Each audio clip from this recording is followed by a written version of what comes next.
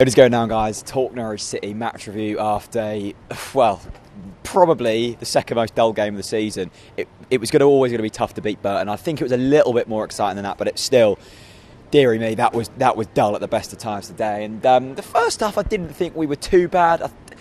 We had spells where we were okay. I thought Jerome actually had a decent first half. I thought he held the ball up fairly well. I thought he'd done very well to create that chance for Vrancic, which so nearly went in. And I think the team was a lot better in the first half. The worrying thing for me is it was almost identical to that Burton game. I can remember sitting up in that box just over there with Chris and saying, look, the foundations are now built in this game, and we can really kick on now. What I want to be seeing is just a little bit more urgency in that final third, in that second half, because at times we had Murphy jogging and Watkins was missing, and Jerome was just floating about, not really doing anything and jumping for a few headers here and there. And did Jerome even have a shot today that hit the target? I don't think he did, and that's got to be a huge worry for Norwich City. But let's look at the positives with this. I know there's going to be some fans saying, I don't want to be patient anymore, and don't want to hear the positives. We kept a clean sheet. That's now 4 clean sheets in 5 games. That is a huge improvement. And when Daniel Farke first came into this football club, the big thing that we all wanted to see was an improved defence, and we are starting to see that now, and that's got to be positive. The other positive is, well, if we would have taken our chances in that first half, we could have quite easily been 2-3-0 up, and you do feel with this Norwich City side, it's very much built on early goals. The games this season where we've scored early on, we've usually gone on to do fairly well, and it was pretty much the same under Alex Neil as well.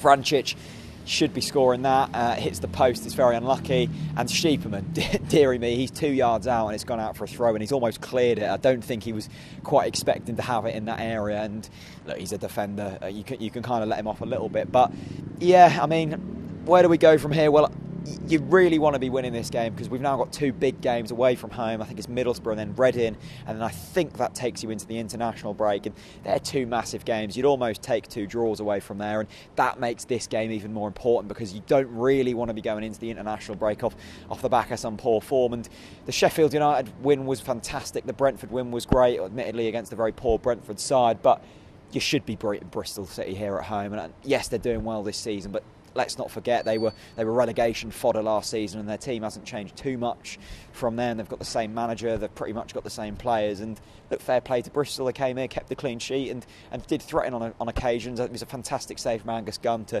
deny, I can't remember who it was, I'm not going to act like I do, but on the whole, fairly frustrating. I think frustrating is the word today.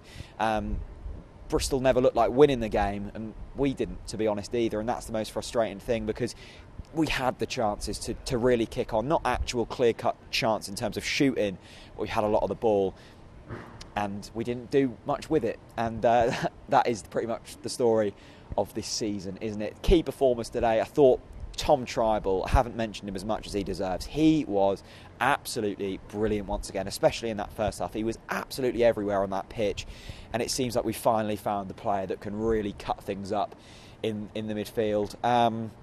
Closer was brilliant, Zimmerman was really good. It's good to see a defence starting to build. I thought Steepman was fantastic. He's turning more into Mitchell Dykes every game I see him.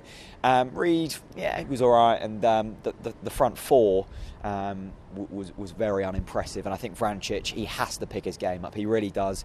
You know, I've given him time. We're 10 games into the season now, and every game I'm coming out after it, except for the Brentford game where he had a lot of time and both of his goals came from set pieces. I'm constantly coming away and saying he needs to pick it up. He goes missing too much. He's not as much of a threat in the midfield as what we need him to be. So look, it's not the end of the world. A point at home is a point.